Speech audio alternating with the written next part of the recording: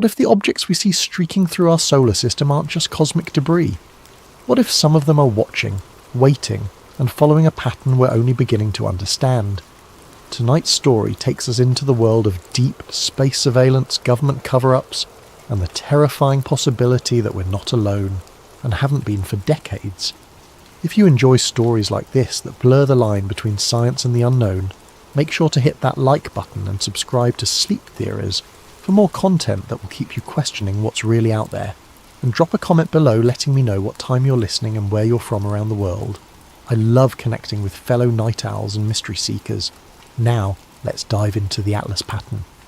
The coffee had gone cold hours ago, but I kept sipping it anyway. Room temperature caffeine was better than no caffeine, especially when you're staring at endless streams of astronomical data at 3:47 AM.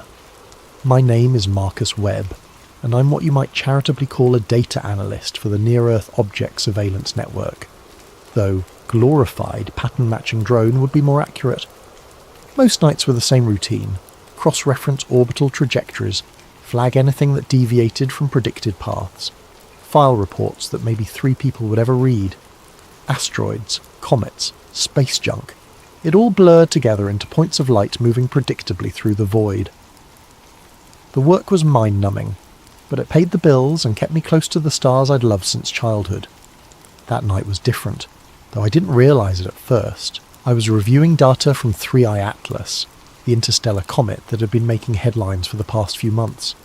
Unlike most comets that originate from our own solar system, this one had come from deep space, only the 3rd confirmed interstellar visitor we'd ever detected.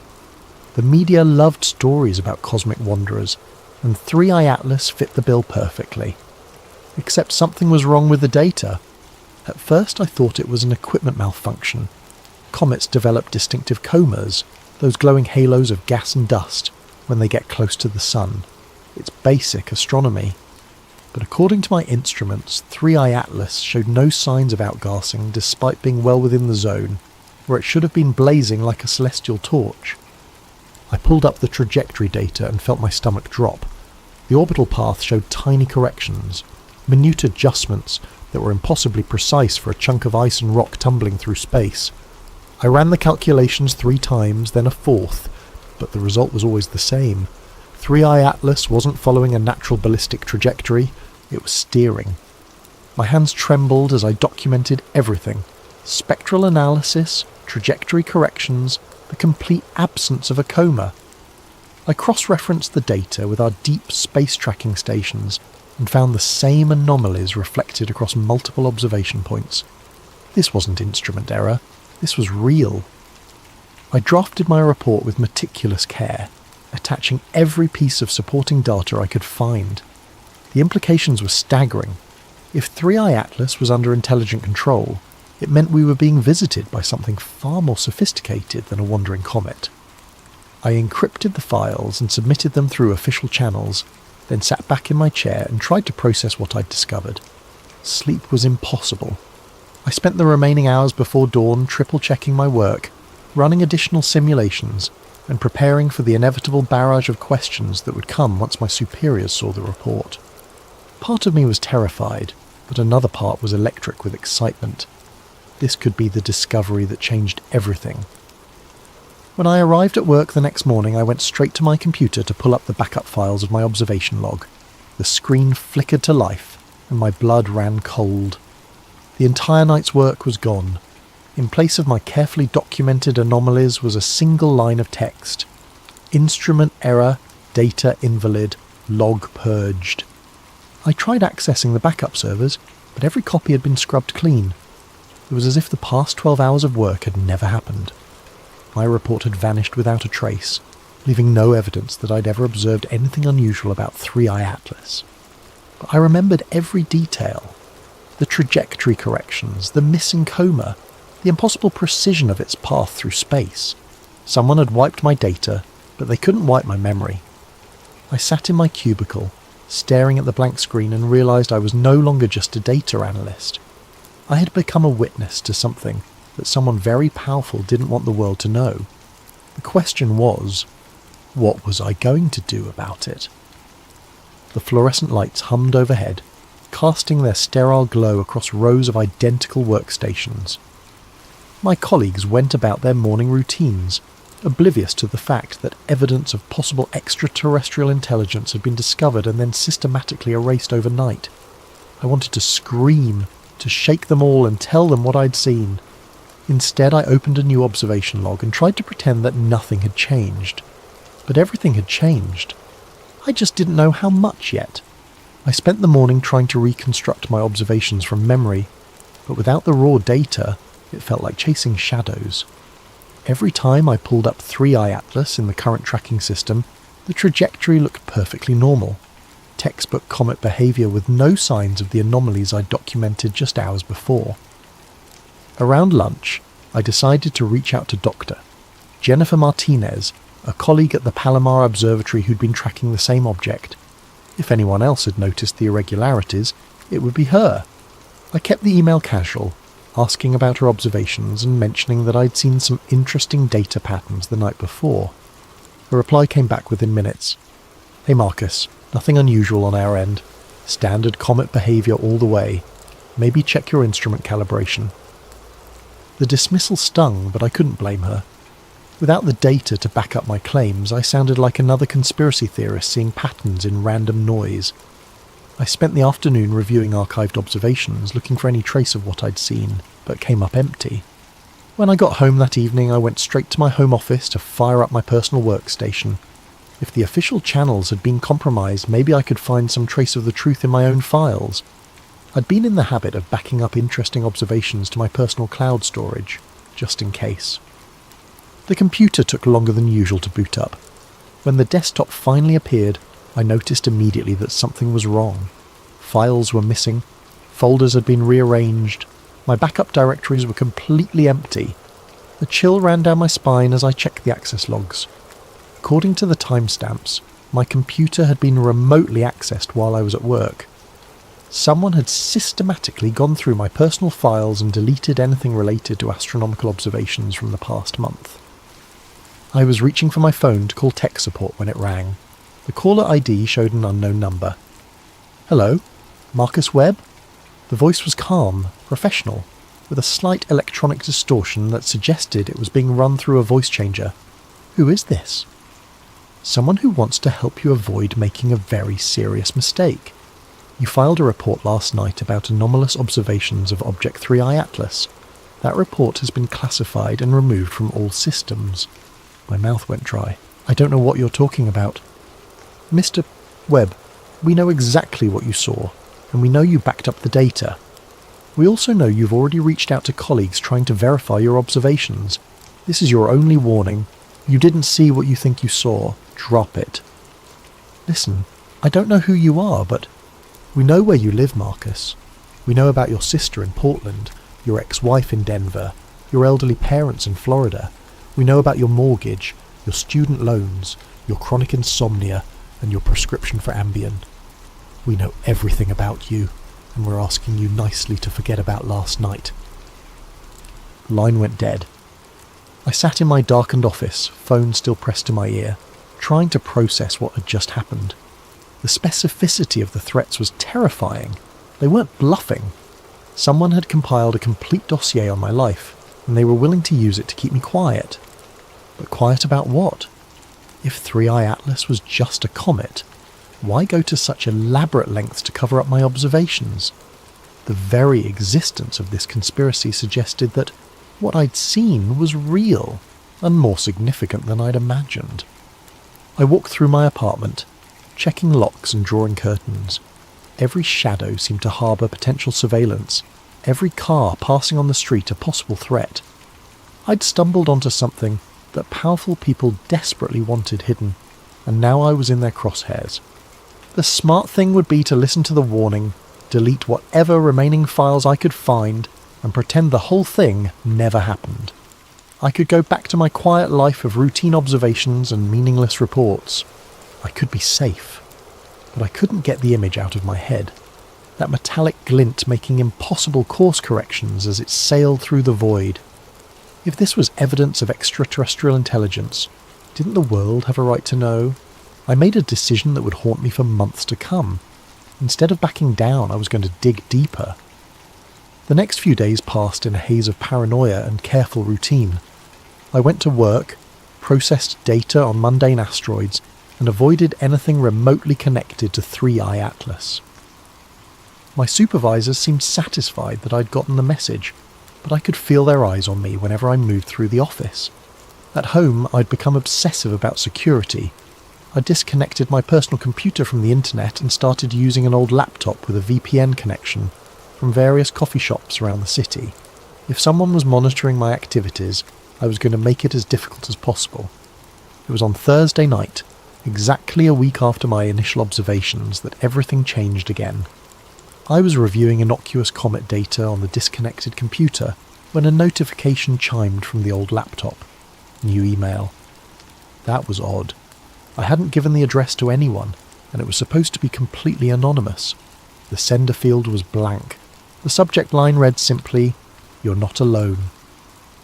My cursor hovered over the message for several long minutes. Every instinct screamed that this was a trap, another layer of the conspiracy designed to draw me deeper into danger. But curiosity won out, and I clicked. The email contained no text, just a single encrypted attachment. The file name was project_atlas_1987_declassified.pdf. I stared at the screen, heart pounding. 1987. That was decades before the discovery of our first confirmed interstellar visitor. Yet here was a file suggesting that something called Project Atlas had been operational for over 30 years. The decryption key was embedded in the file metadata, almost as if someone wanted to make sure I could access it easily. I ran the file through every security scanner I could find, but it came back clean. Finally, I opened it. What I saw made my hands shake so badly I nearly dropped the laptop. The document was a partial intelligence briefing stamped with classifications I'd never seen before. The header read, "Interstellar Object Reconnaissance Program, Project Atlas, Eyes Only."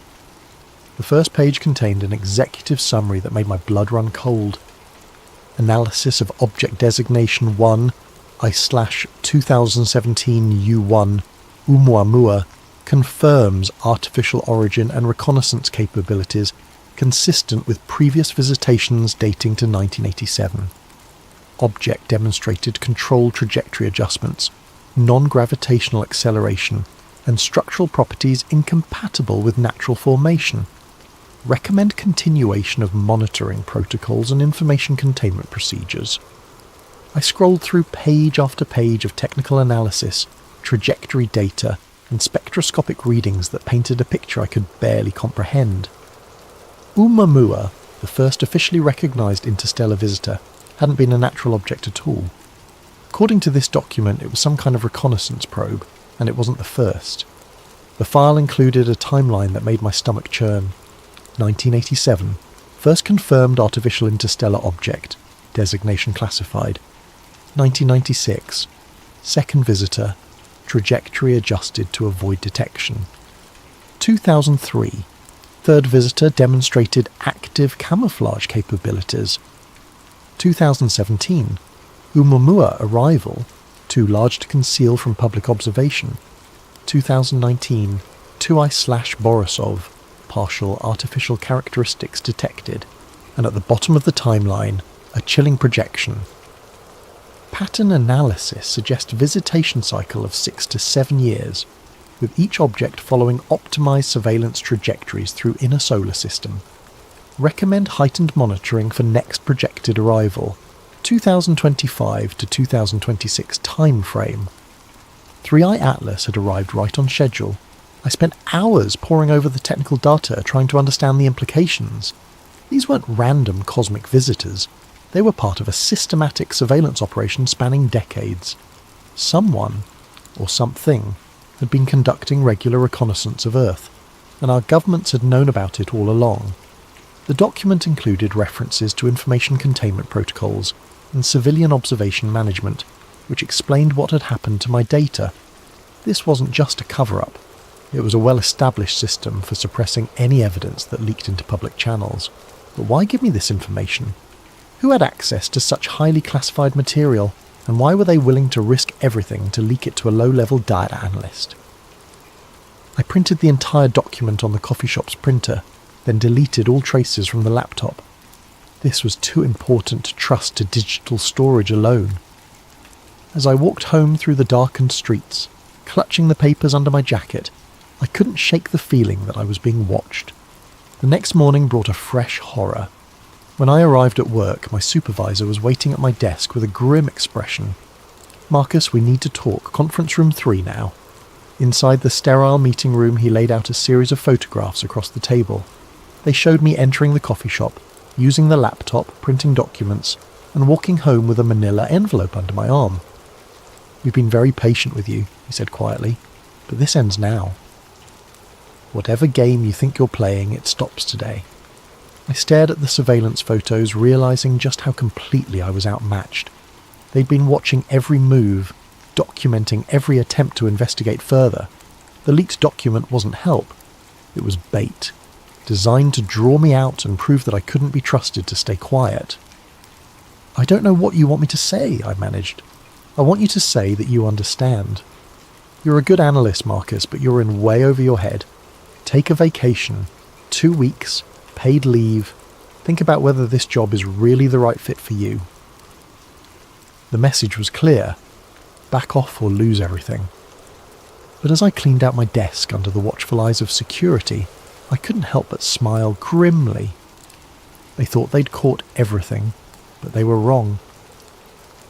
Hidden in my apartment was a complete copy of the Project Atlas file, and more importantly, I now knew I wasn't the only one who'd seen through the deception. Someone else was out there, someone with access to the deeper secrets of the conspiracy, and they were trying to help me expose the truth.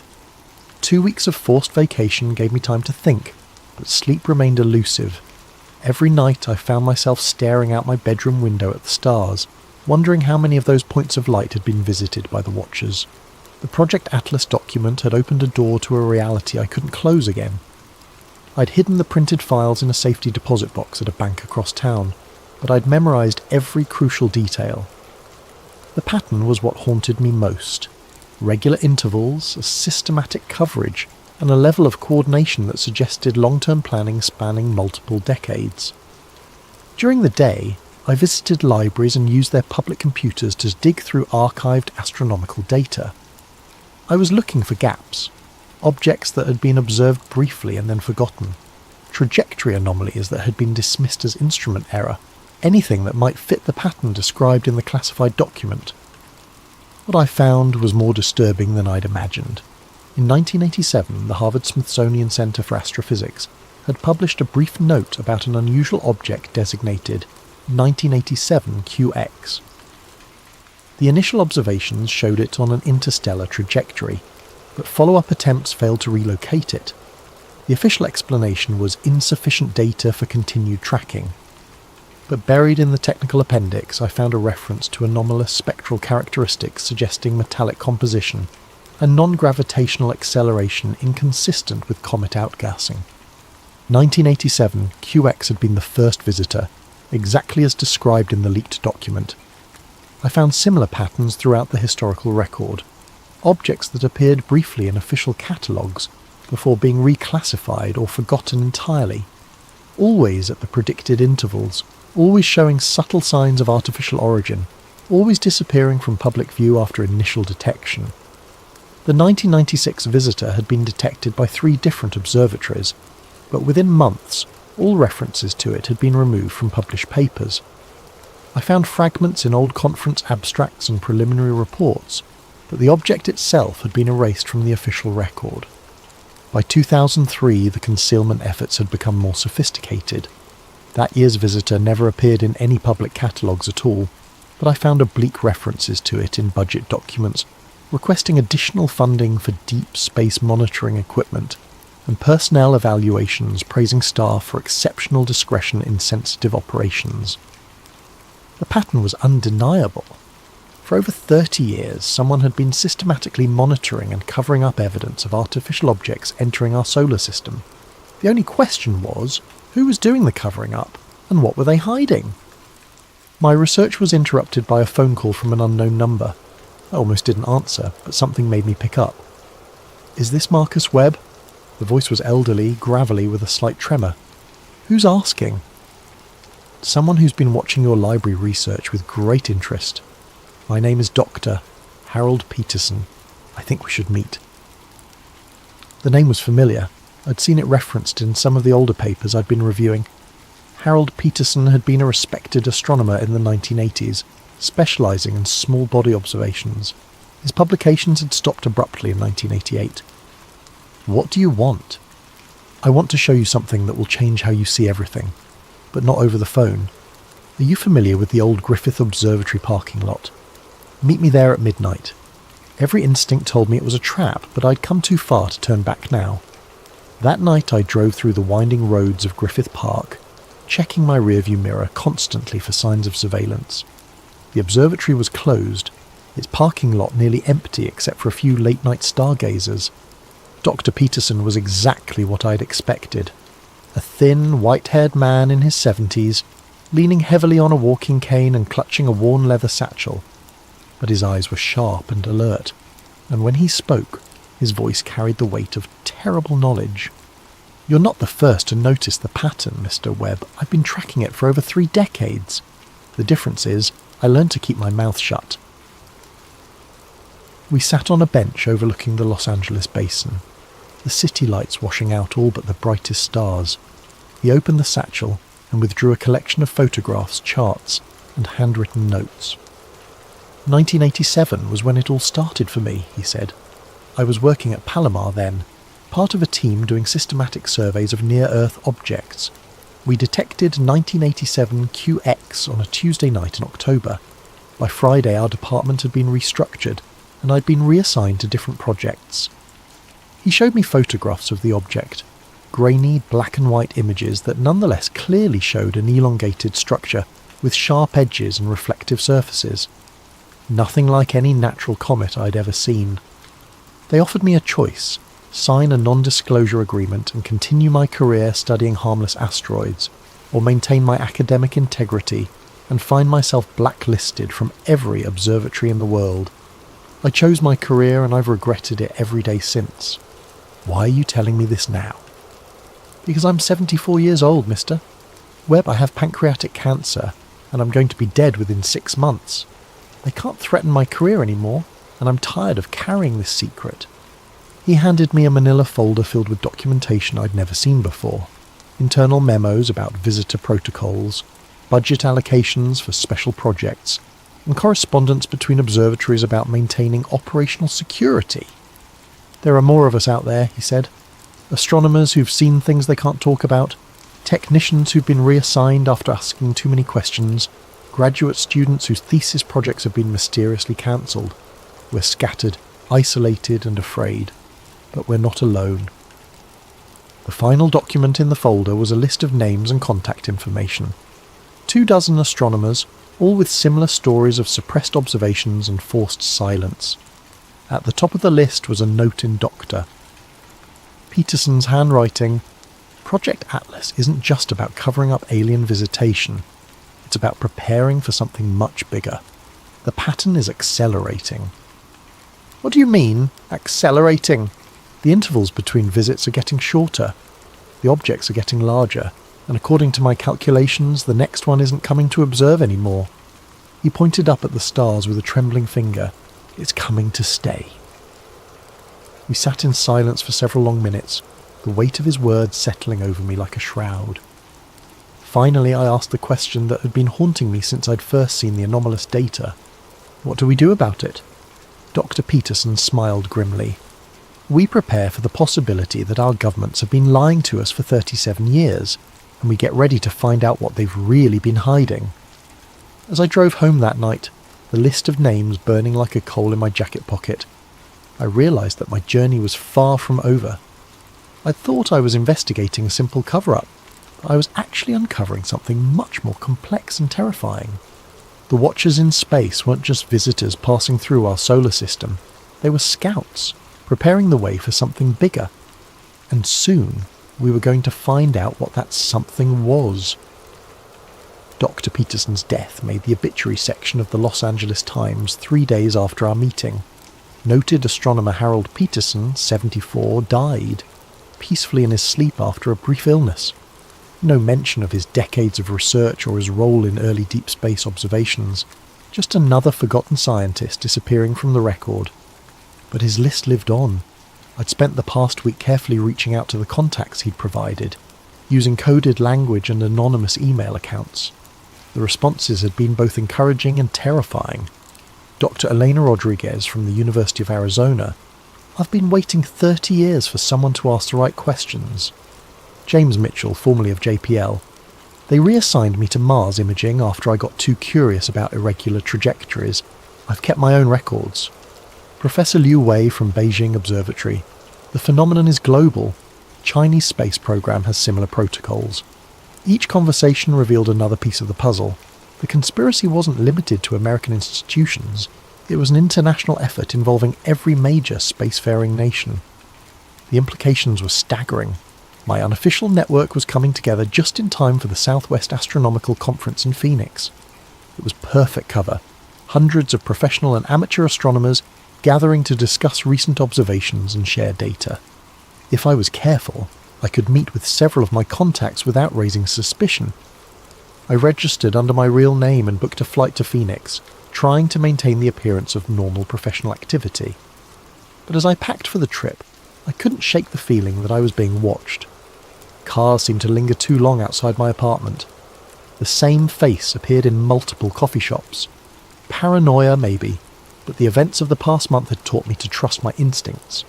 The conference was held at a sprawling resort complex in Scottsdale, with sessions scattered across multiple buildings and hundreds of attendees milling about between presentations. Perfect for discreet meetings, but also perfect for surveillance. I'd arranged to meet Dr. Rodriguez during the lunch break at a quiet cafe in the resort's north wing. She was a compact woman in her 50s, with prematurely grey hair and intense dark eyes that seemed to catalogue every detail of her surroundings. "You're taking a big risk reaching out to all of us," she said quietly as we found a corner table. "They're very good at monitoring communications." "I know," but Dr. Peterson thought it was time to break the silence. "Harold was a good man. He carried this burden longer than any of us should have to." She slid a thin tablet across the table. "I've compiled everything I could recover from my observations in 1996. The trajectory data alone should be enough to prove artificial control." I downloaded the files to an encrypted drive, noting the precision of her documentation. This wasn't the work of a conspiracy theorist. This was rigorous scientific analysis that had been systematically suppressed. "There's something else," she said. "I've been in contact with colleagues in other countries. The pattern isn't random. These objects are conducting systematic reconnaissance of our entire solar system, mapping resources, defensive capabilities, population centres. For what purpose? That's what we need to find out. But I don't think we have much time left." Our meeting was interrupted by the arrival of James Mitchell, a nervous-looking man in his 60s who kept glancing over his shoulder as he approached our table. "We need to move," he said urgently. "There's a man with a camera taking pictures of everyone at this table." Black suit, earpiece, sitting by the fountain. I turned casually and spotted him immediately. Too well dressed for a conference, too alert for a tourist. Our eyes met for a split second before he looked away, but I'd seen enough to know we were blown. "How did they find us so fast?" Dr. Rodriguez whispered. "Doesn't matter," Mitchell replied. "What matters is getting out of here before they decide we're too dangerous to monitor passively." We separated and left through different exits, but the damage was done. My cover was blown, and now they knew I was actively building a network of suppressed witnesses. As I walked back to my hotel room, I could feel eyes on me from multiple directions. That evening I attended a presentation on deep space observation techniques, trying to maintain the appearance of normal conference activity. But my mind was racing, processing everything I'd learned and trying to anticipate their next move. The answer came sooner than expected. When I returned to my room at 11 p.m, the door was slightly ajar. I pushed it open slowly, reaching for the light switch, and froze. My room had been systematically searched. Every piece of luggage had been opened, every pocket turned inside out. My laptop was missing, along with the encrypted drives containing the leaked documents. But they'd left something behind, a single photograph on the bed. It showed me sitting at the cafe with Doctor, Rodriguez and Mitchell, all three of us clearly identifiable, written across the bottom in red ink, "Last warning." I grabbed my passport and the few items they'd left behind and got out of there immediately. The hotel lobby was filled with conference attendees, but I could spot at least 3 people who didn't belong, too alert, too focused on me specifically.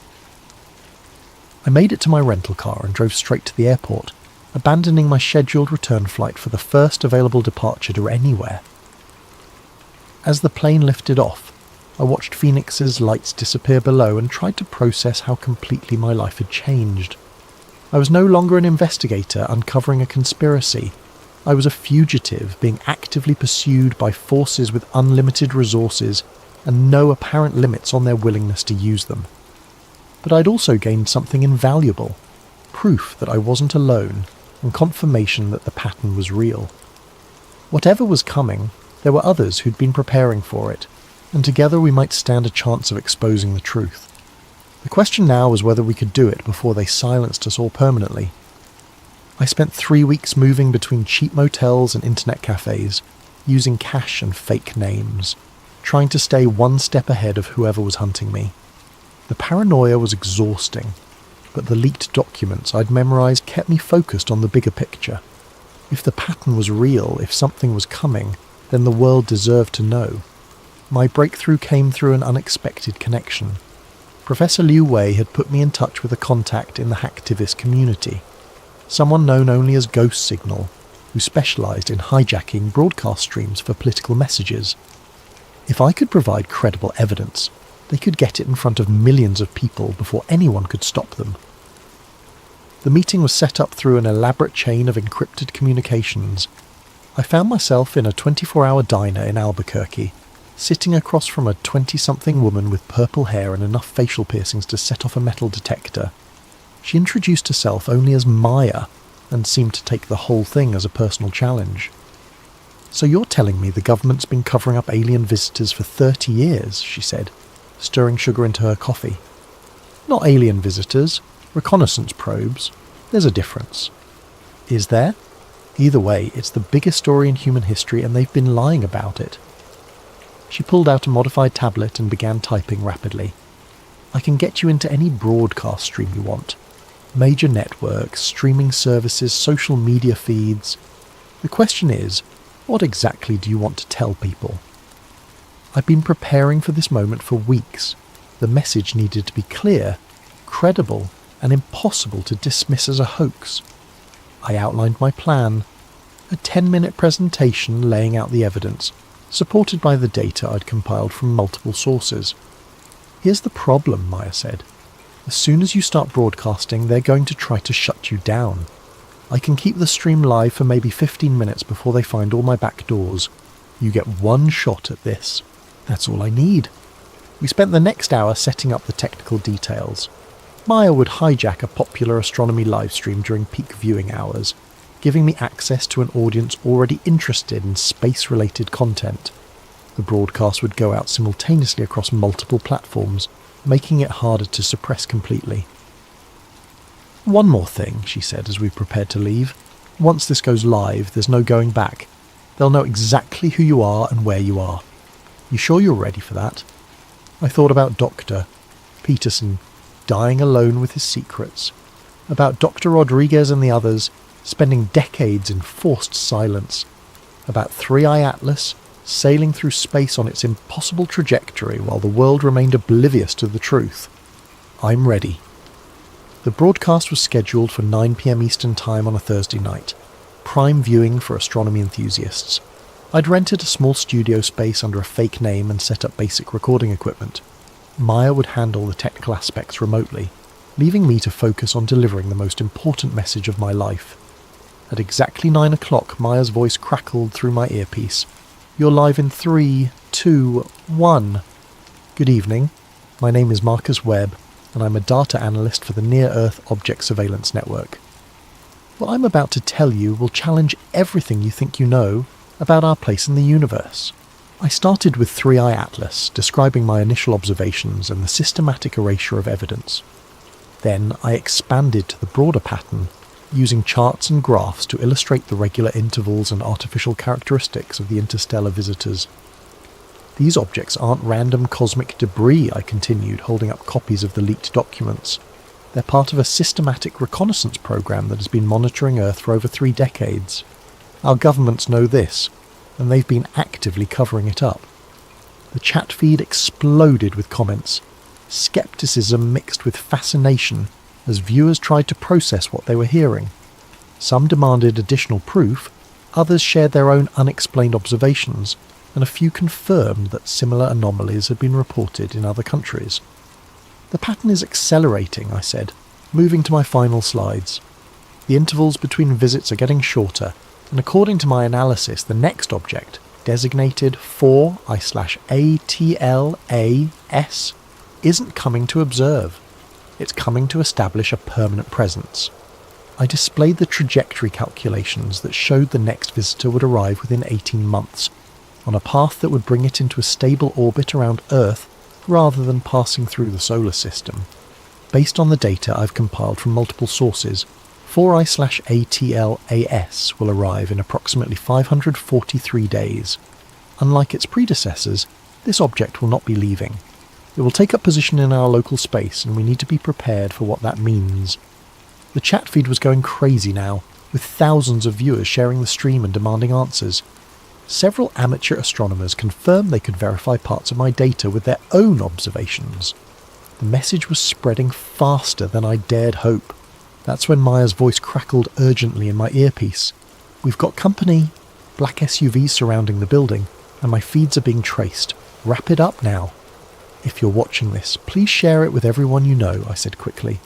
"The truth has been hidden for too long. In less than 2 years, we're going to find out what 37 years of reconnaissance has been preparing for. Don't let them keep you in the dark anymore." The feed went black just as I heard heavy footsteps in the corridor outside. I grabbed my notes and headed for the fire exit, but it was too late. 3 men in dark suits were already coming through the door, moving with the efficiency of people who'd done this many times before. "Mr. Webb, you need to come with us." I thought about running, but there was nowhere to go. I'd accomplished what I'd set out to do. The message was out there, spreading across the internet faster than they could contain it. Even if they silenced me now, the truth was already in motion. "Did I get your attention?" I asked. The lead agent smiled coldly. "You have no idea what you've just done." As they led me out in handcuffs, I caught a glimpse of my reflection in a storefront window. I looked exhausted, paranoid, probably more than a little crazy. But I also looked free.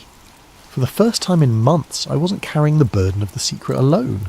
The truth was finally out there, and now the world would have to decide what to do with it. I spent the next 72 hours in a windowless room that officially didn't exist, being questioned by people who officially weren't there. They didn't identify themselves, didn't read me my rights, and didn't seem particularly interested in following any legal procedures I was familiar with. The questions were always the same. Who had given me the classified documents? How many copies existed? Who else was involved in my conspiracy to disseminate false information? I stuck to the same answers. I'd acted alone, based on my own observations and publicly available data. They showed me printouts of the social media explosion that had followed my broadcast. Numbersign Atlas pattern was trending worldwide, with millions of shares and thousands of amateur astronomers attempting to verify my claims. The initial wave of skepticism was giving way to grudging acceptance, as independent observers confirmed the trajectory anomalies I'd described. "You've caused quite a stir," said the lead interrogator, a woman in her 40s with steel-grey hair and eyes like winter.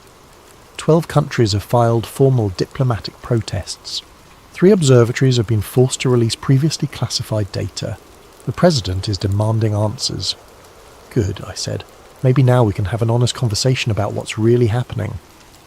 "You have no idea what you've done. Do you think we've been keeping this secret for fun? Do you think there isn't a reason for the careful management of this information?" For the first time I detected something other than cold professionalism in her voice. There was fear there, carefully controlled but unmistakable. "Then tell me the reason," I said. She was quiet for a long moment, studying my face as if trying to decide something important. Finally she spoke. "The reason is panic, mister." Webb. "The reason is the complete collapse of social order when 6 billion people realise they're not alone in the universe and that their governments have been lying to them for decades. The reason is mass hysteria, economic collapse and the end of civilization as we know it. People have a right to know. People have a right to survive. And sometimes those two rights are incompatible." She pulled out a tablet and showed me a series of news reports from the past few days. Stock markets crashing as investors fled anything connected to space technology. Religious leaders declaring the end times. Protest movements demanding government transparency. Military bases around the world placed on high alert. "This is just the beginning," she said. "Your little broadcast has started something that none of us can control anymore. I hope you're proud of yourself." They released me that evening without explanation, dropping me off at a bus station in a city I didn't recognise with nothing but my wallet and a warning to maintain a low profile. As I waited for a bus back to Los Angeles, I checked my phone for the first time in 3 days. The internet had exploded. My broadcast had been downloaded millions of times before the original streams were taken down. Amateur astronomers around the world were confirming the trajectory anomalies. Government officials were being pressed for statements, offering carefully worded non-denials that only fueled more speculation. But there was also a disturbing counter-narrative emerging. Professional debunkers were dissecting my presentation, pointing out inconsistencies and questioning my credentials. News outlets were running pieces about dangerous conspiracy theories and the psychology of false pattern recognition. My personal life was being scrutinised, with emphasis on my history of insomnia and anxiety medication. By the time I made it back to Los Angeles, the story was already shifting.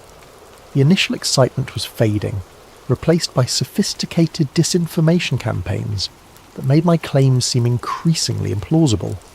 Fake documents were circulating that contradicted my evidence. Expert witnesses were appearing on news programs to explain how natural phenomena could account for the observed anomalies. The cover-up was adapting, evolving to contain the damage I'd caused. I found my apartment exactly as I'd left it, but something felt different. The locks hadn't been changed. Nothing appeared to be missing, but there was a subtle wrongness that I couldn't quite identify. It wasn't until I checked my computer that I understood. Every file related to my investigation was gone, replaced by different versions that told a completely different story. The trajectory data now showed normal comet behaviour. The leaked documents appeared to be obvious forgeries. My own research notes had been altered to make me look delusional. They weren't just discrediting my story. They were gaslighting me on a personal level, making me question my own memories and observations. But they'd made one mistake. Hidden in a safety deposit box across town were the original printed documents Dr. Peterson had given me, physical proof that couldn't be digitally altered. As long as those papers existed, I had evidence that the conspiracy was real. I spent my first night back trying to contact the other members of my informal network, but most of their numbers had been disconnected. Dr. Rodriguez's university claimed she'd taken an extended sabbatical. James Mitchell's former colleagues insisted he'd moved overseas without leaving a forwarding address. Only Maya responded to my encrypted messages, and her news wasn't encouraging. "They've been thorough," she typed. "Every copy of the broadcast has been scrubbed from major platforms. The mirrors I set up have been taken down. Even the cached versions are disappearing from search engines. What about the amateur confirmations? Being systematically debunked. They've got teams of experts explaining away every anomaly, providing alternative interpretations for every piece of evidence. It's like watching history being rewritten in real time." I stared at my screen, feeling the weight of defeat settling over me. I'd sacrificed everything to get the truth out, and they were erasing it as efficiently as they'd erased my original data files. "There's something else," Maya continued.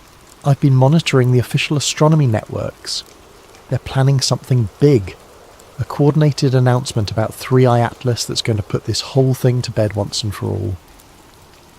The announcement came 2 days later, during a press conference at NASA headquarters.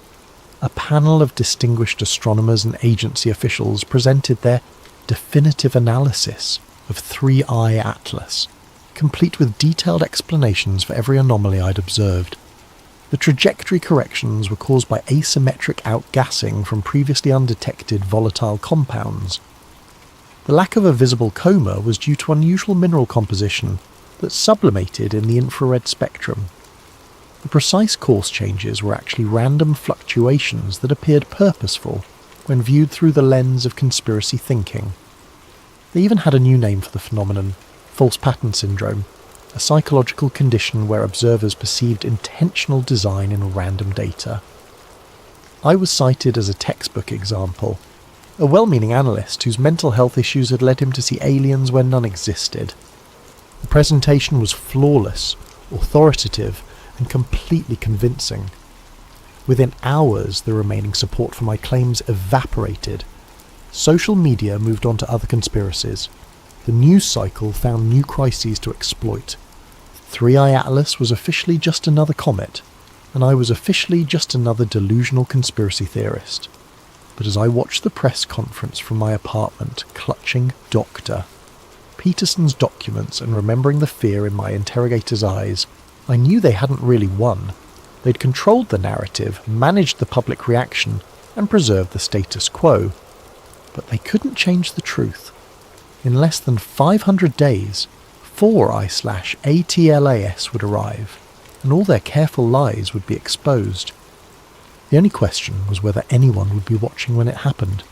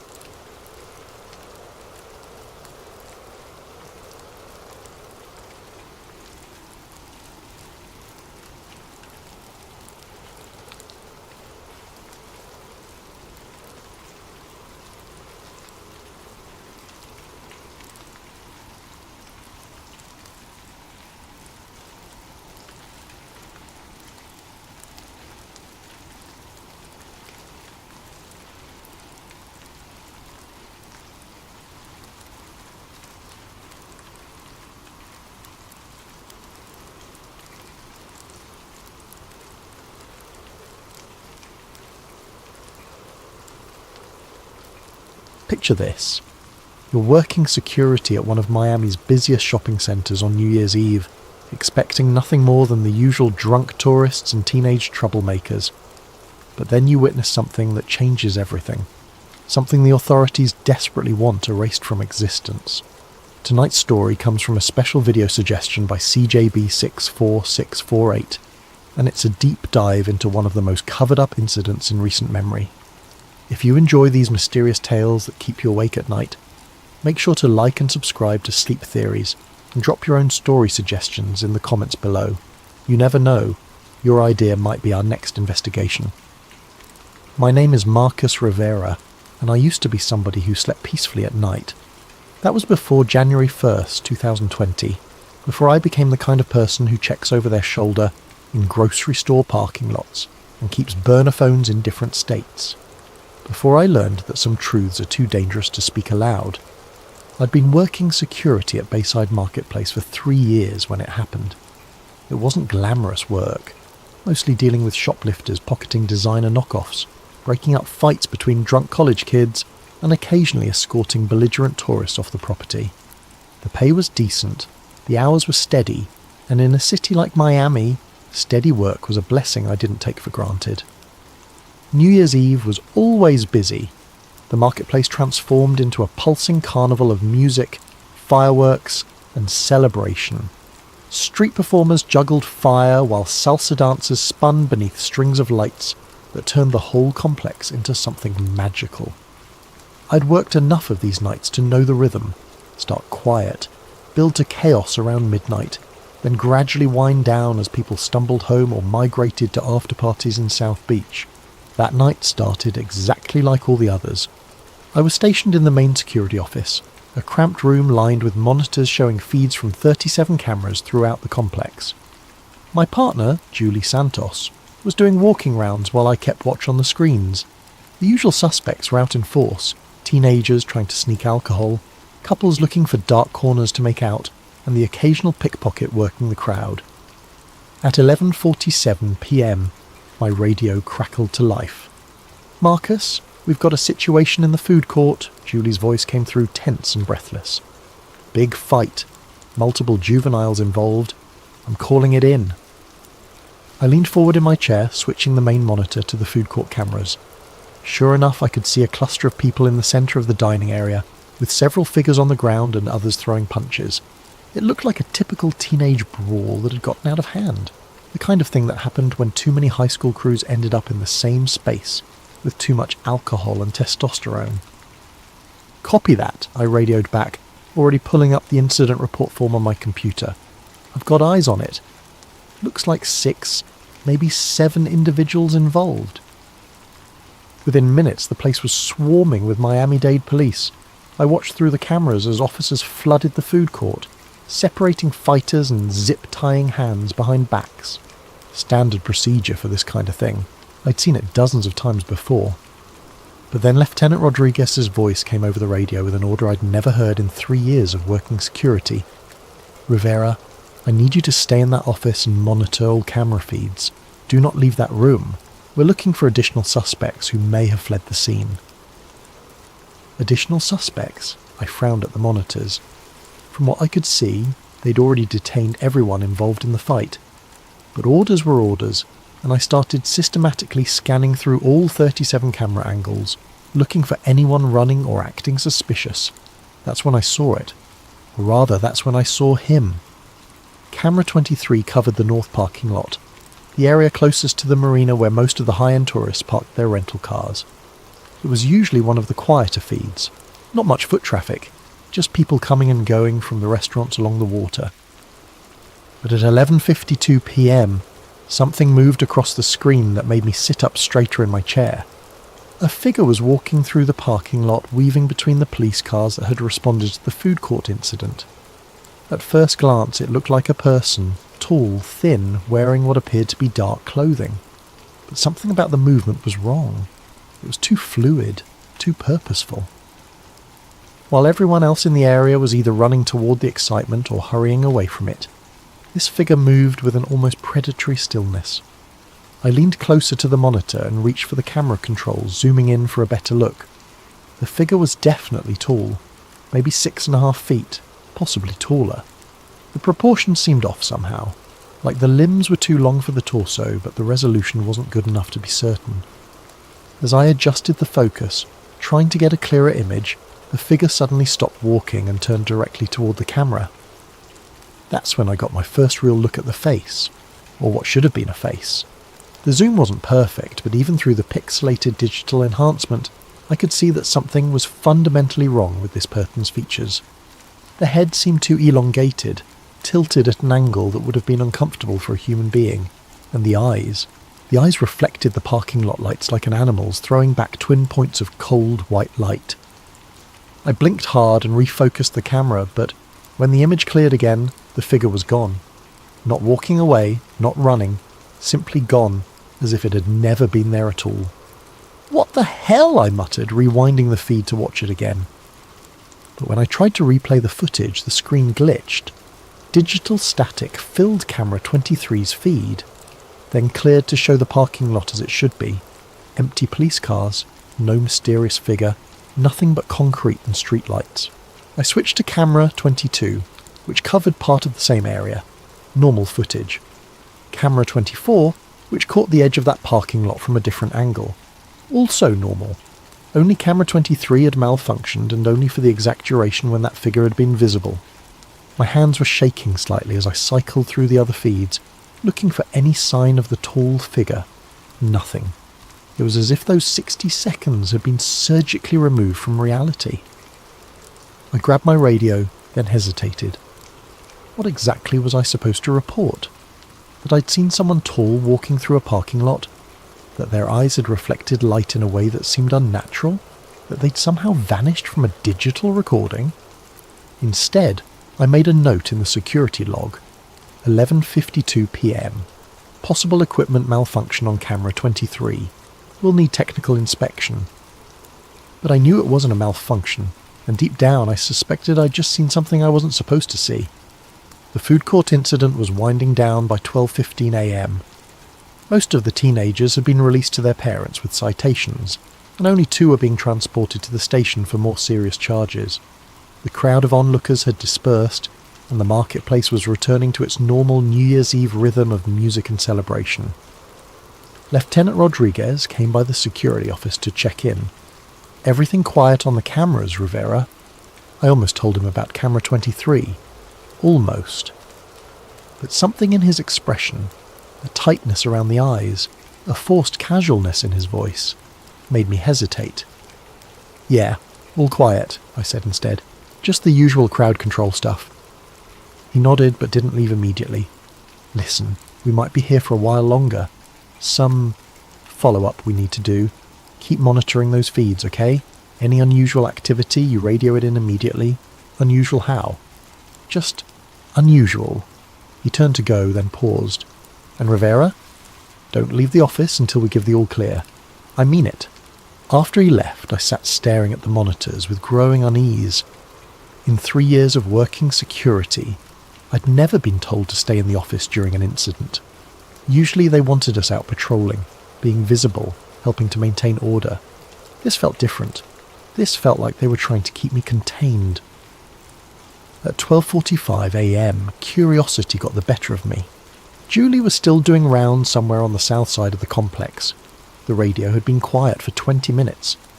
Most of the police seemed to have cleared out, leaving just a few units in the food court area.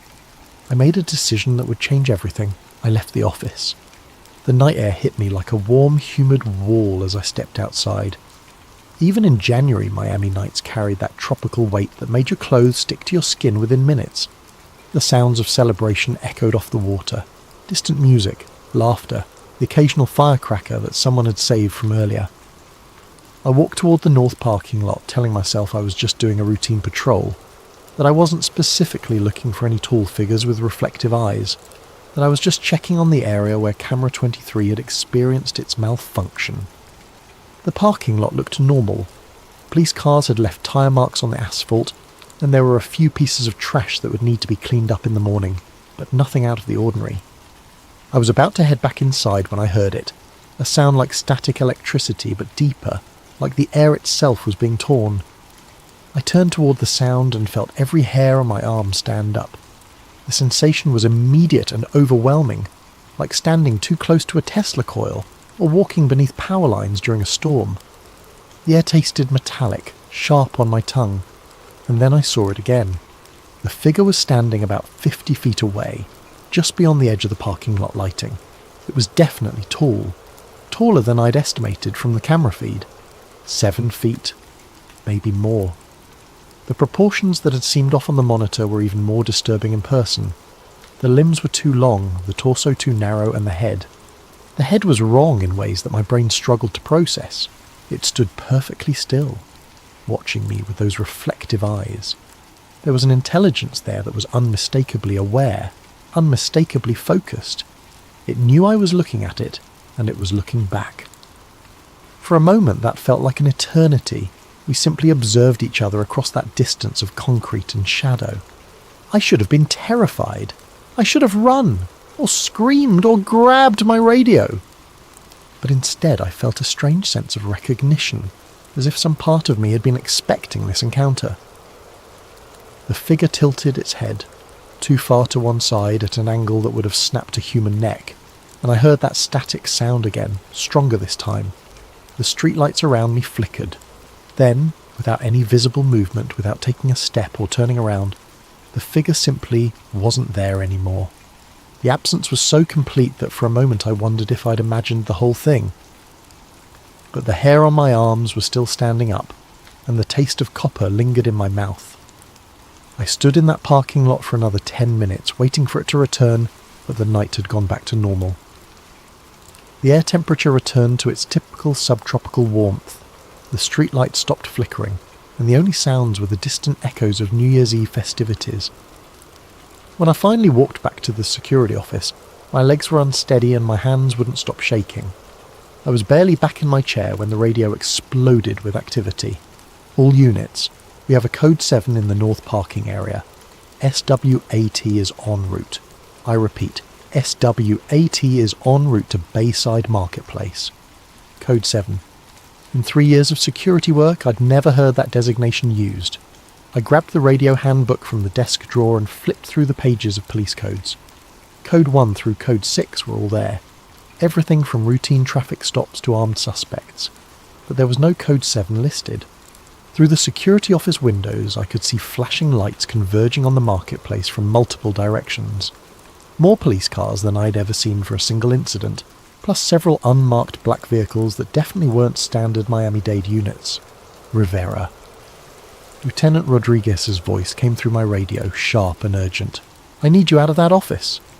"Now." "Sir? I thought you wanted me monitoring the cameras." "Plans have changed.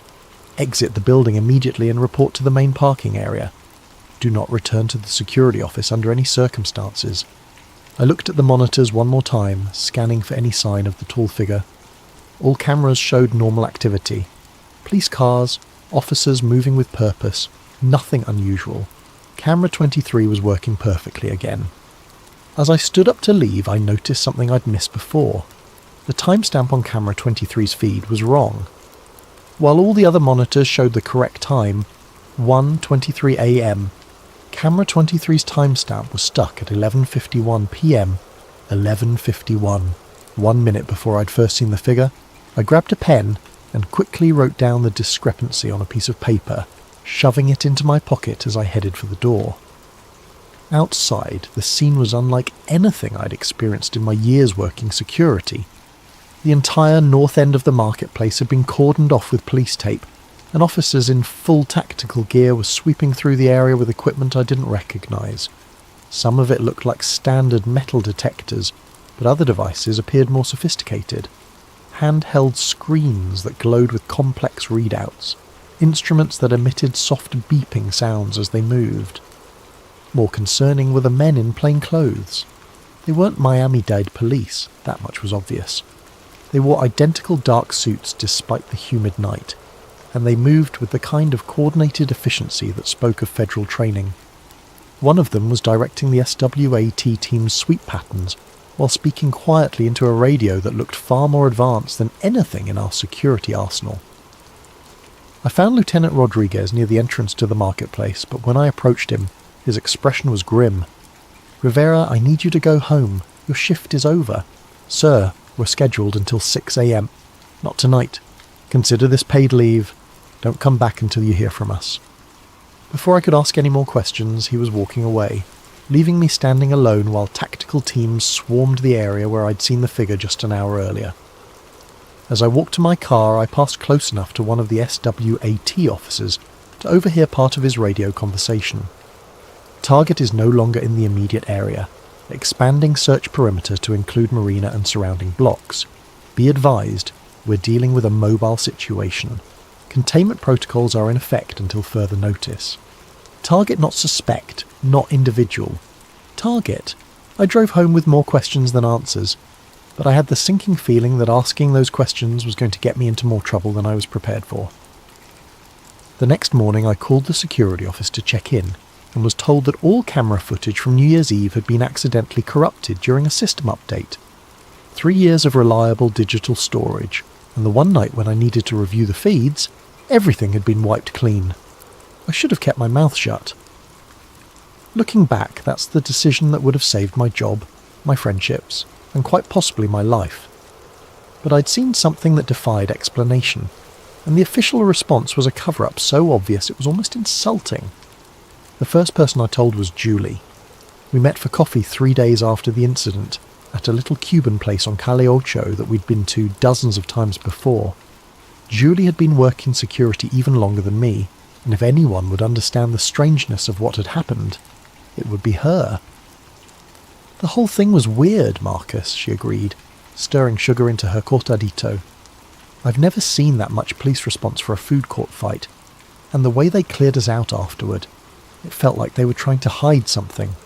I leaned forward across the small table. "Julie, I think I saw what they were trying to hide." I told her everything. The figure on camera 23, the way it had vanished from the digital feed, the encounter in the parking lot, the reflective eyes and impossible proportions. I described the static electricity feeling, the way the streetlights had flickered, the sudden absence that had felt like a hole torn in reality itself. Julie listened without interrupting, her expression growing more sceptical with each detail. "Marcus," she said when I finished, "you know how that sounds, right?" "I know exactly how it sounds. But I also know what I saw. You were working a 12-hour shift on New Year's Eve. You'd been staring at security monitors for hours. Sometimes our eyes play tricks on us, especially when we're tired and stressed. It was the response I'd expected, but it still stung. The camera malfunction wasn't in my head, Julie. The timestamp error wasn't fatigue. Something happened that night, and they're covering it up." She reached across the table and squeezed my hand. "Even if something strange did happen, what are you planning to do about it? File a report? Call the newspapers? They'd laugh you out of the building." But I was already past that point. The need to understand what I'd witnessed had become an obsession that was keeping me awake at night. I'd spent the past 3 days researching everything I could find about unexplained sightings in Miami, government cover-ups, and cases where security footage had mysteriously disappeared. That night, I created an anonymous account on Reddit and posted a carefully worded description of the incident on several conspiracy theory forums. Security guard at major Miami tourist location witnessed unexplained figure during police response to disturbance. Figure showed non-human characteristics and disappeared from digital surveillance during apparent equipment malfunction. Heavy federal presence followed. All footage from incidents subsequently destroyed. Looking for information about similar encounters. The responses were immediate and varied. Most were the usual internet skeptics calling me crazy or asking for proof I couldn't provide. But a few responses stood out. User blackout Miami. Similar incident reported at government center in December. Tall figure seen on security cameras. Footage disappeared. Witnesses transferred or fired. User eyes on the skies. Check out Project Blue Book files from the 1960s. Miami has a history of unexplained encounters that get buried. User whistleblower warn. Delete this post immediately. They monitor these forums. You're already on their radar. I didn't delete the post. Instead, I started documenting everything I could remember about the incident, writing detailed accounts of the encounter and saving them in multiple locations. I scanned the handwritten note about the timestamp error and uploaded it to several cloud storage accounts. Within 48 hours, every single one of my posts had been removed by forum moderators, citing unverified claims and potential misinformation. That's when I realised I was dealing with something much bigger than a simple cover-up. On Monday morning, I reported to work as usual, expecting to return to normal security duties. Instead, I was called into the Human Resources office before my shift even started. Margaret Chen, the HR manager, was sitting behind her desk with a file folder and an expression that told me this wasn't going to be a pleasant conversation. "Marcus, we need to discuss a serious violation of company policy that occurred during your shift on New Year's Eve." My stomach dropped. "What kind of violation?" "According to Lieutenant Rodriguez's report, you abandoned your assigned post despite direct orders to remain in the security office. You also failed to report unusual activity that may have been relevant to an ongoing police investigation." I stared at her in disbelief. "I was told to leave the office. Rodriguez himself ordered me to—" "That's not what his report says. According to the official record, you left your post without authorization and failed to cooperate with law enforcement during a critical incident." She slid a piece of paper across the desk. "This is your termination notice, effective immediately. Security will escort you from the building, and you're prohibited from returning to Bayside Marketplace property." I tried to argue, to explain what had really happened, but Margaret was already standing up, signalling that the conversation was over. "I'd strongly advise you to avoid discussing the details of your employment here with anyone," she said, as 2 security guards appeared in the doorway. "Your final paycheck will be mailed to your address on file." As I was escorted out of the building where I'd worked for 3 years, I caught a glimpse of my replacement already sitting in the security office, monitoring the same 37 cameras that had shown me something I wasn't supposed to see. That afternoon, I called Julie to tell her what had happened. Her phone went straight to voicemail. When I tried her again the next day, I got a message saying the number was no longer in service. I never spoke to Julie Santos again. Losing my job should have been a wake-up call. A rational person would have taken the hint, moved on, and found new employment without asking too many questions about why their previous position had ended so abruptly. I was not a rational person. Instead of backing down, I doubled down on my investigation. If they were willing to fire me to keep me quiet, then whatever I'd witnessed was even more significant than I'd initially believed. I started by mapping out every business in the Bayside Marketplace complex, identifying potential witnesses who might have seen something unusual on New Year's Eve. Most of the shops and restaurants would have been closed by the time of the incident, but there were a few 24-hour establishments that would have had staff present. My first stop was Marina Cafe, a small coffee shop that stayed open late to serve the restaurant workers getting off their shifts. The night manager, a woman named Rosa Gutierrez, remembered the police activity but initially claimed she hadn't seen anything unusual. Just a lot of cops, she said, wiping down tables with nervous energy, more than I'd ever seen for a teenage fight. Made me wonder if something bigger was going on. I pressed gently, explaining that I'd been working security that night and was trying to understand the full scope of what had happened. After some hesitation, Rosa looked around to make sure we were alone in the cafe. There was something else, she said quietly. Around midnight, just before all the police arrived, I heard this sound. Like a growl, but deeper. It made the windows vibrate. A growl? Not from a person, not from any animal I've ever heard. It came from outside, somewhere near the marina. Lasted maybe 10 seconds, then stopped. I looked out the window but didn't see anything. Scared the hell out of me, though. She paused, then added, "And the weird thing is, all the seagulls disappeared. You know how they usually hang around the docks all night looking for scraps? After that sound, I didn't see a single bird for the rest of my shift, like they all just left." My second significant lead came from Miguel Santos, who worked the night shift at the marina's boat rental office. Miguel was more reluctant to talk, but when I mentioned that I'd been fired for asking questions about that night, his attitude changed. "They got to you too, huh?" he said, glancing around nervously. "Same thing happened to my cousin. He was working valet parking that night. Saw something he wasn't supposed to see. Next day, fired for performance issues. 20-year employee with a spotless record. What did he see? Something by the loading docks. Said it looked like a person at first, but when he got closer, he realised it was all wrong. Too tall, moving in a way that made his skin crawl. When he tried to report it, his supervisor told him to forget about it and sent him home early." Miguel pulled out his phone and showed me a grainy photo. He managed to snap this before his phone mysteriously reset itself. The image was blurry and poorly lit, but I could make out a tall, dark shape near one of the loading dock areas. The proportions looked wrong, elongated and angular in a way that suggested it wasn't human. "Can you send me this photo?" "Already tried. Every time I attempt to forward it or upload it anywhere, the file gets corrupted.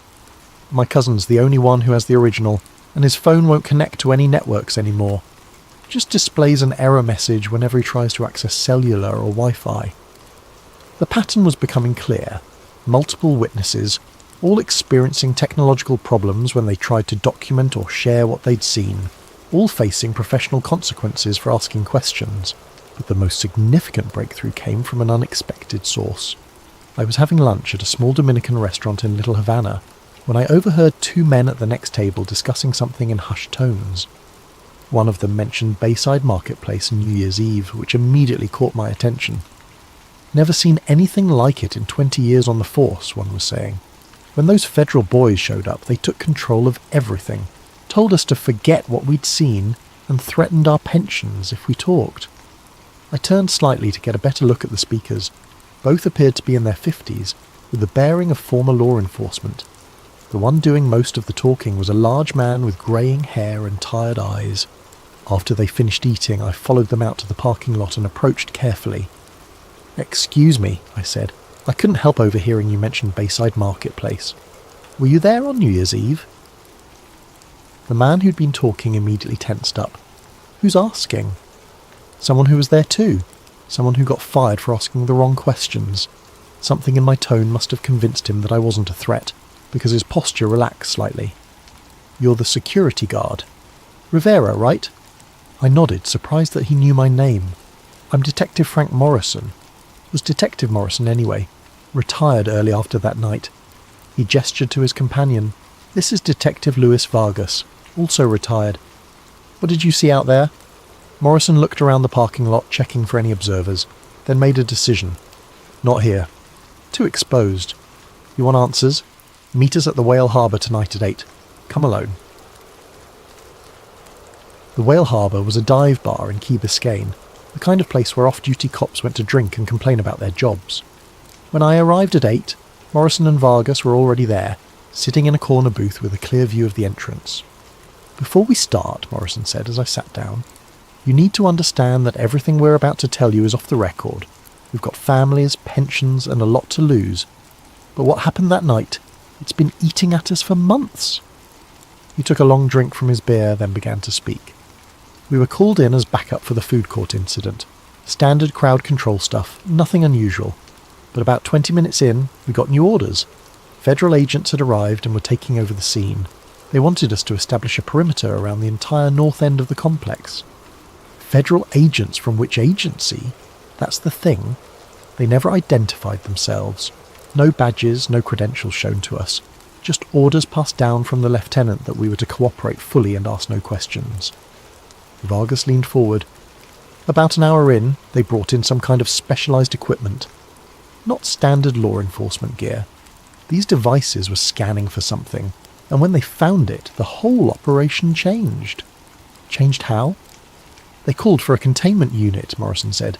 "Black trucks, unmarked vehicles, personnel in hazmat-style suits. They cordoned off a section of the parking lot and brought in what looked like a mobile laboratory." "Did you see what they were containing?" Morrison and Vargas exchanged glances.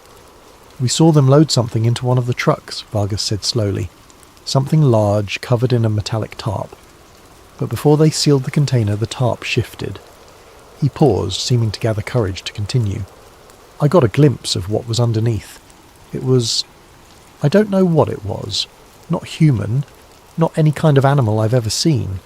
It was tall, probably 7 feet or more, with limbs that bent in ways that didn't make sense. And the skin. The skin looked wrong," Morrison finished. "Like it was reflecting light from underneath. Almost metallic, but organic at the same time. Was it alive?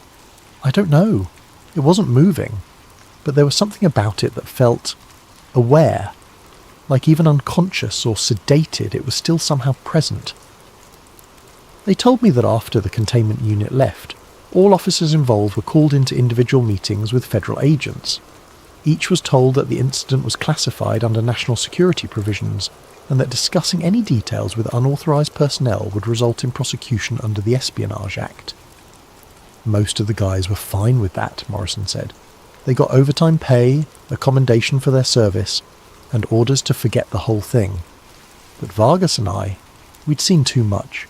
We started asking questions." "What kind of questions?"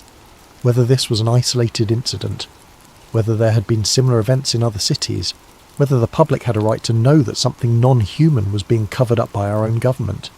Within a week, both detectives had been called into internal affairs investigations. Morrison was accused of excessive force during an unrelated arrest from 6 months earlier. Vargas was investigated for financial irregularities in his expense reports. "Nothing they could make stick," Vargas said, but the message was clear. Keep quiet or face consequences. Both men had chosen early retirement rather than continue to work under the threat of constant scrutiny. "The thing is," Morrison said as we prepared to leave, "this isn't the first time something like this has happened in Miami.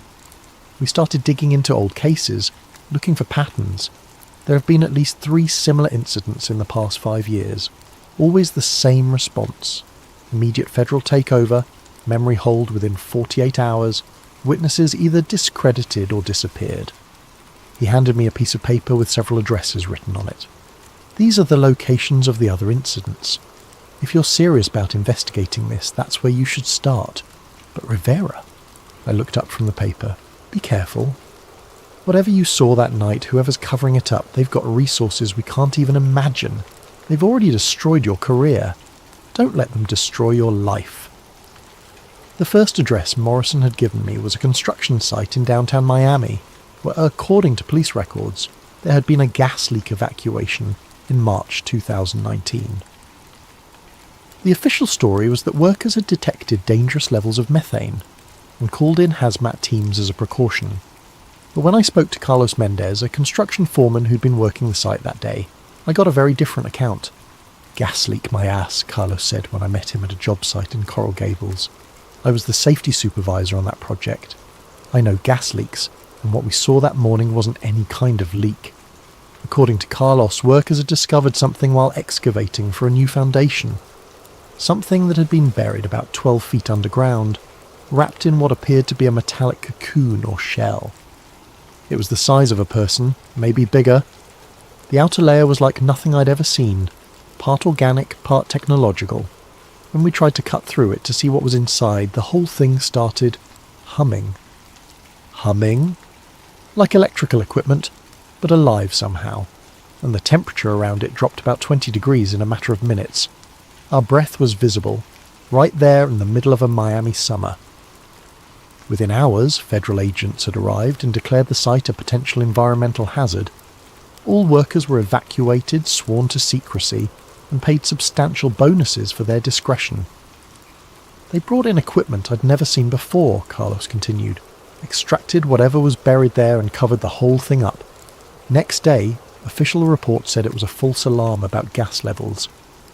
The second address led me to Virginia Key, where in August 2020, several witnesses had reported seeing strange lights over the water during what authorities described as military training exercises. Maria Rodriguez, who lived in a waterfront apartment that overlooked the bay, had been one of those witnesses.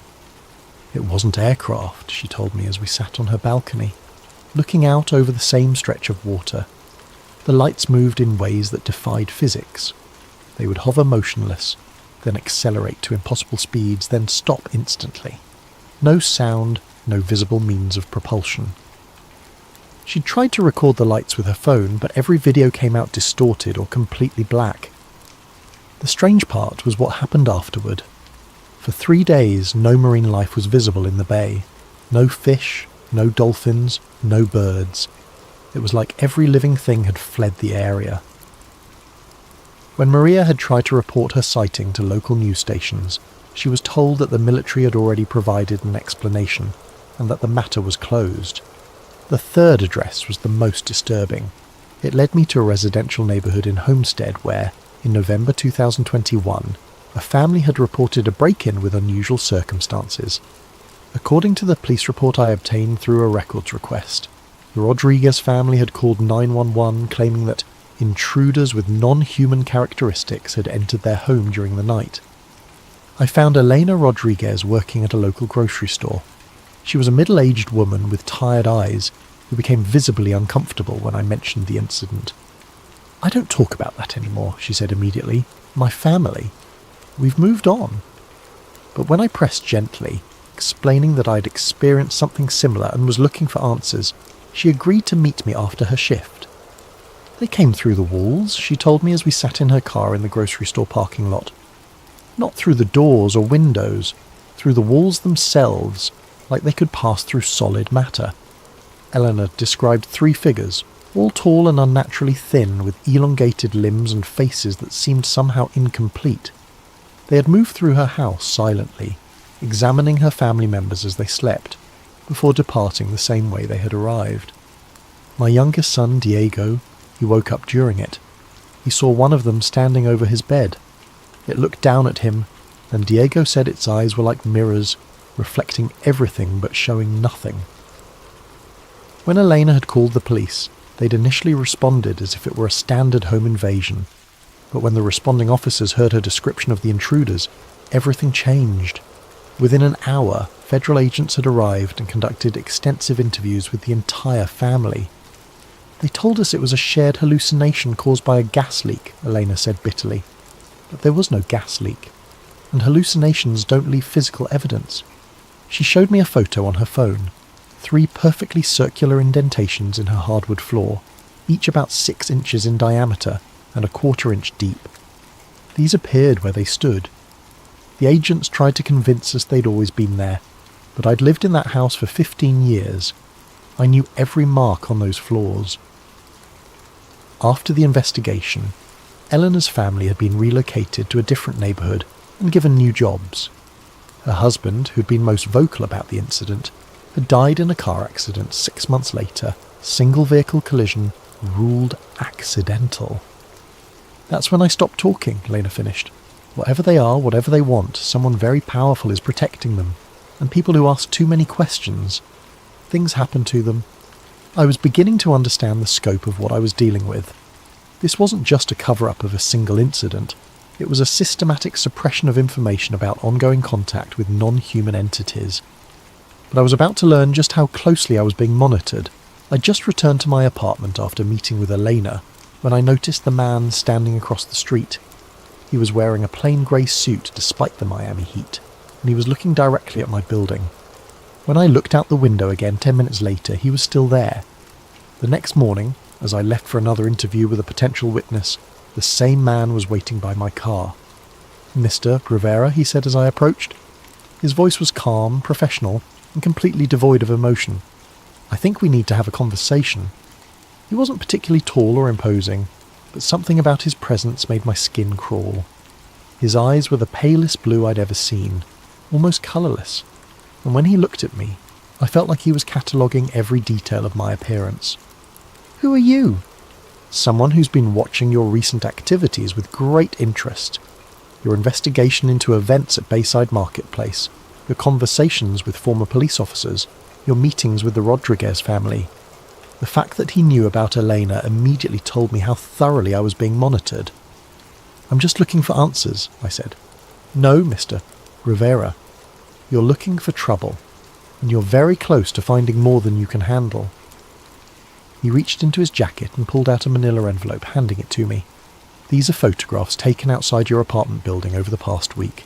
Notice anything interesting?" I opened the envelope with shaking hands. Inside were a dozen surveillance photos showing me entering and leaving my building, walking to my car, meeting with various people. But it wasn't the photos themselves that made my blood run cold. It was the timestamp on each image. They had been taken from angles that should have been impossible, high above street level, as if the photographer had been floating in mid-air. And in several of the photos I could see partial reflections in windows and car mirrors that showed the photographer's position. The camera had been at least 30 feet off the ground. "We know everything you've been doing, everyone you've spoken to, every document you've accessed. You think you're investigating us, but we've been studying you since the moment you left that security office." He paused, letting that sink in. "You saw something you weren't supposed to see. That was an accident, an unfortunate coincidence. But instead of accepting the logical explanation and moving on with your life, you've chosen to pursue answers that could endanger national security." National security? What kind of national security requires covering up contact with non-human entities? The man's expression didn't change, but something flickered behind those pale eyes. The kind that prevents mass panic, economic collapse, and the breakdown of social order. Do you really think the public is ready to learn that they're not alone in the universe? That beings with technology beyond our understanding have been operating on Earth for decades? So you admit it. These things, whatever they are, they're real. I admit nothing. But I'm offering you a choice, Mr. Rivera. Walk away now, and you can return to your normal life. We can arrange new employment, perhaps relocate you to a different city if you prefer. All we ask is your silence. And if I refuse, then you'll discover that there are worse things than being fired from a security job." He turned to go, then paused. "You have 48 hours to decide.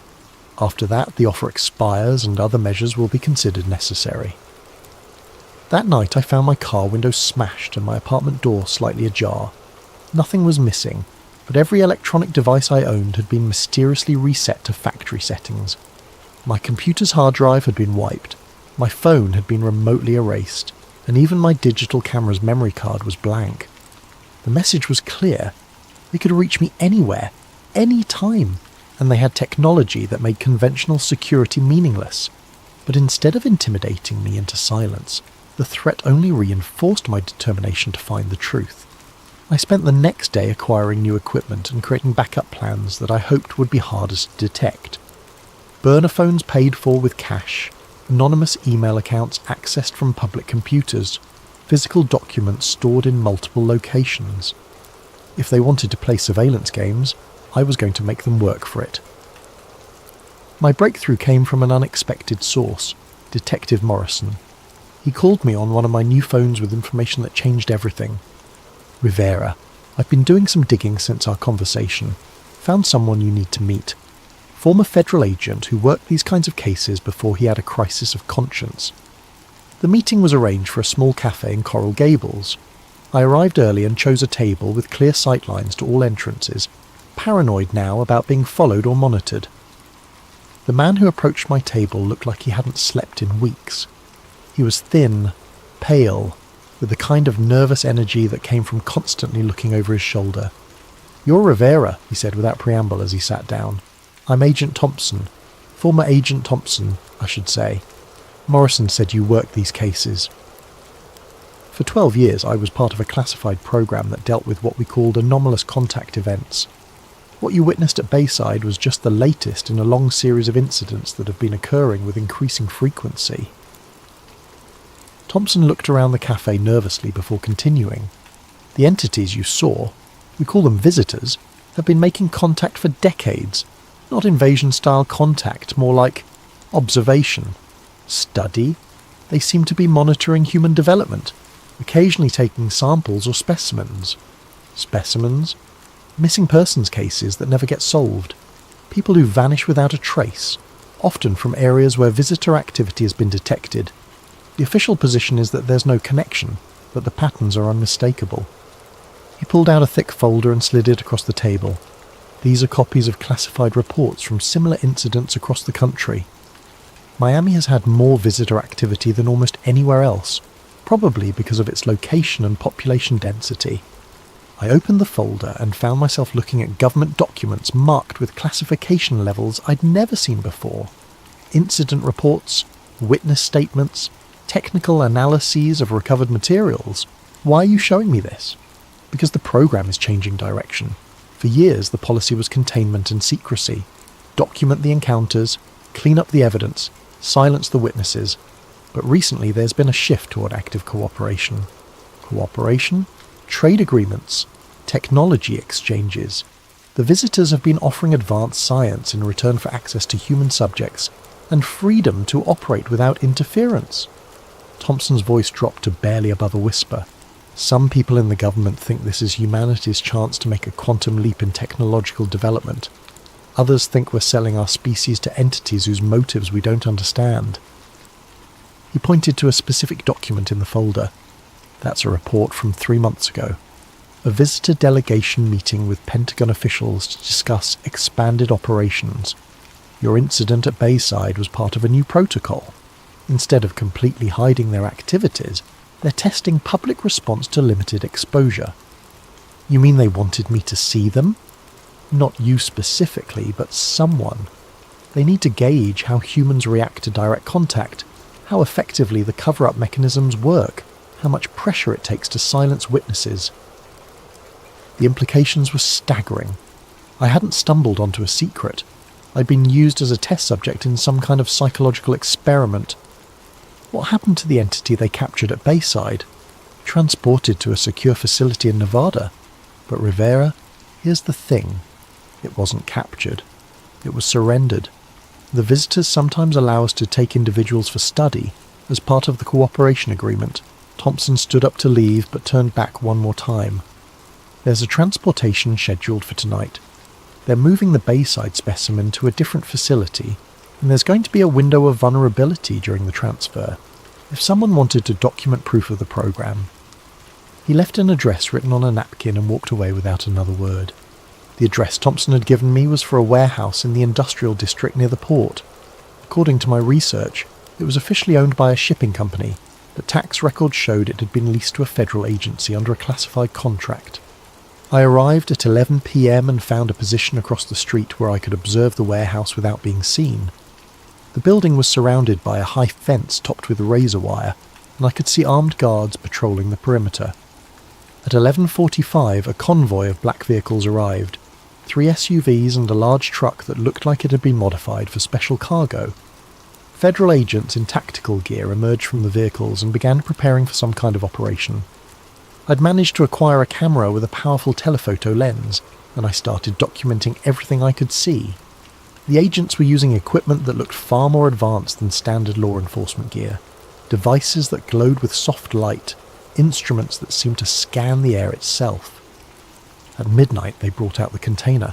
It was roughly the size of a coffin, made from some kind of metallic material that seemed to shift and flow in the light. 2 agents carried it carefully to the modified truck, handling it with the kind of reverence usually reserved for religious artifacts. But as they loaded the container, something went wrong. One of the agents stumbled, and the container tilted at an angle that caused part of its contents to become visible through a transparent section I hadn't noticed before. Through my camera lens, I got a clear view of what was inside. It was the entity from Bayside, but it was awake. Those reflective eyes were open and aware, looking directly through the transparent section toward the warehouse where I was hidden. Even from a distance of several hundred feet, I felt the same electric sensation I'd experienced in the parking lot. The same sense of being observed by an intelligence that was fundamentally alien.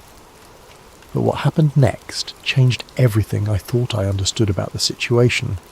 The entity moved its hand, or what passed for a hand, and placed it against the transparent barrier. Not struggling to escape, not trying to break free, but making what appeared to be a deliberate gesture. It was waving, not at the agents surrounding the container, but at me. Somehow it knew I was there, knew I was watching, and was acknowledging my presence. I kept shooting photographs, documenting every detail of the transfer process. But as the convoy prepared to leave, I noticed something that made my blood run cold. One of the agents had pulled out a device that looked like a tablet computer, but the screen was displaying what appeared to be a real-time satellite view of the industrial district. As I watched through my camera, a red dot appeared on the screen marking the exact building where I was hidden. They knew I was there. The agent with the tablet spoke into his radio, and I saw several other agents begin moving in my direction. I had maybe 2 minutes before they reached my position. I quickly ejected the memory card from my camera and slipped it into my shoe, then grabbed a backup card I'd brought and put it in the camera. If they caught me, I wanted them to find decoy footage that wouldn't reveal what I'd actually captured. But I didn't wait around to be caught. I slipped out of the warehouse through a back entrance and made my way through a maze of industrial buildings toward where I'd parked my car. Behind me, I could hear the sounds of pursuit, engines starting, radios crackling, the systematic search of a trained tactical team. I reached my car just as the first agent appeared at the end of the alley. Instead of driving toward the main road, which they would certainly be watching, I headed deeper into the industrial district, using my knowledge of Miami's back streets to evade the pursuit. It took me 3 hours of careful driving through residential neighborhoods and side streets before I was confident I'd lost them. When I finally made it home, I found my apartment had been searched again, but this time they'd left a message. Written on my bathroom mirror in what appeared to be some kind of luminescent ink was a single word: run. I didn't need to be told twice. Within an hour I had grabbed essential documents, the memory card with the photographs, and enough cash to disappear for a while. But before I left Miami, I had one more stop to make. I drove to Bayside Marketplace one last time, parking in the same lot where I'd first encountered the entity 3 months earlier. The place looked normal, tourists taking late-night photos, couples walking along the marina, the usual mix of activity that made Miami a 24-hour city. But I knew that beneath this normal facade something extraordinary was being hidden. I walked to the exact spot where I'd seen the tall figure that first night, looking for any signs of the encounter that had changed my life. The concrete looked the same, the lighting was unchanged, but I noticed something I'd missed before. There were small circular marks in the pavement, the same type of indentations Elena Rodriguez had shown me in her house. 3 perfect circles, each about 6 inches in diameter, arranged in a triangle pattern. They weren't damage from construction or wear patterns from foot traffic. They were too precise, too intentional. They looked like landing marks. As I knelt to examine them more closely, I heard a familiar sound, that electric static that seemed to come from the air itself. I stood up slowly and found myself face to face with the same entity I'd encountered months before. It was standing about 10 feet away, perfectly still, watching me with those reflective eyes. But this time, I wasn't afraid. After everything I'd learned, everything I'd discovered about the cover-up and the cooperation agreements, I realised that this wasn't a predator or an invader. It was a researcher, and I was part of its study. We regarded each other in silence for several long moments. Then, impossibly, it spoke. The voice didn't come through the air. It appeared directly in my mind, like a thought that wasn't my own. You have seen, you have documented, you have chosen to pursue truth despite consequences. Why? I asked.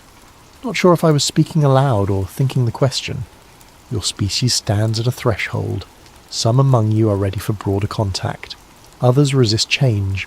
We study both responses. The government knows about you. They're working with you. Some among your leaders seek cooperation, others seek control. The outcome is not yet determined. What do you want from us? To understand, to evaluate, to determine if your species can join the broader community of intelligence. And if we can't? The entity tilted its head at that impossible angle, considering the question.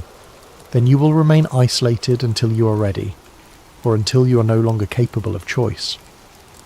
The implications of that statement sent a chill through me, but before I could ask for clarification, the entity was speaking again. You have served your purpose, Marcus Rivera. Your reactions, your investigations, your resistance to suppression, all have provided valuable data. I was an experiment.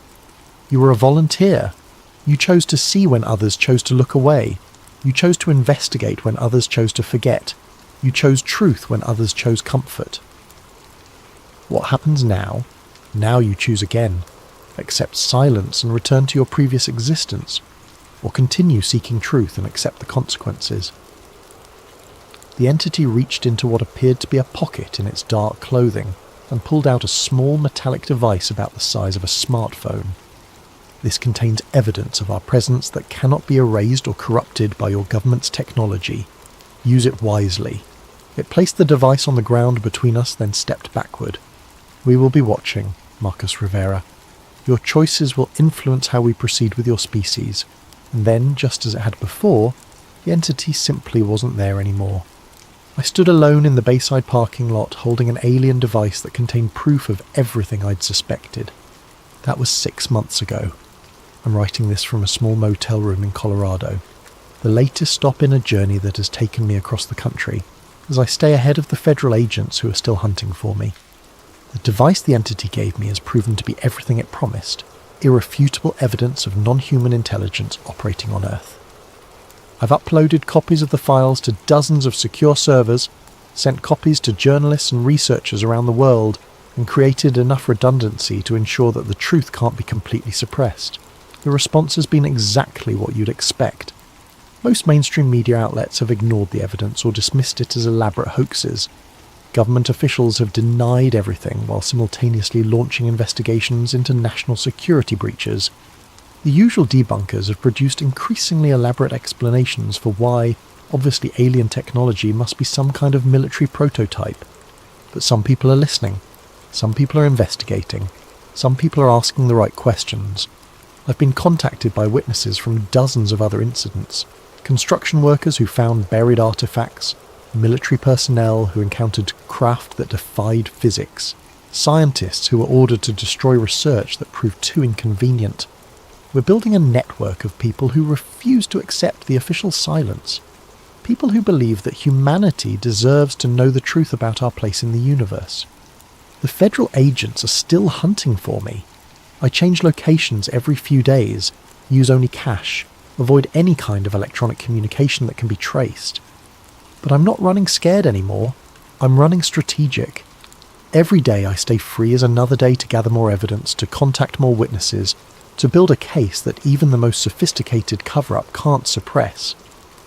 because I understand now that this isn't just about what I saw at Bayside Marketplace. It's about the future of human civilization, about whether we'll be allowed to make informed choices about contact with non-human intelligence, or whether those choices will be made for us by a small group of government officials and corporate interests. The entities, the visitors, whatever we choose to call them, are real. They're here, they're studying us, and they're waiting to see what kind of species we really are. Some in our government have chosen cooperation and secrecy. They've decided that humanity isn't ready for the truth, that panic and social collapse would be inevitable if people knew we weren't alone. I believe they're wrong. I believe that people deserve to know that we have the right to participate in decisions about our own future. That truth, however disturbing, is better than comfortable lies. So I'm going to keep running, keep investigating, keep documenting. I'm going to find every witness, gather every piece of evidence, and build a case so comprehensive that even the most sophisticated disinformation campaign can't discredit it. They took my job, my friends, my normal life, but they can't take what I saw that night at Bayside. They can't erase the truth, and as long as I'm alive and free, I'm going to make sure that truth eventually reaches the people who deserve to know it. The hunt continues. My name is Marcus Rivera, and this is my testimony. If something happens to me, if I disappear or die under suspicious circumstances, remember that the truth doesn't die with the messenger. They're here, they're watching, and humanity's future hangs in the balance of choices we're not even being allowed to make. The question isn't whether we're alone in the universe. The question is whether we're brave enough to handle the answer,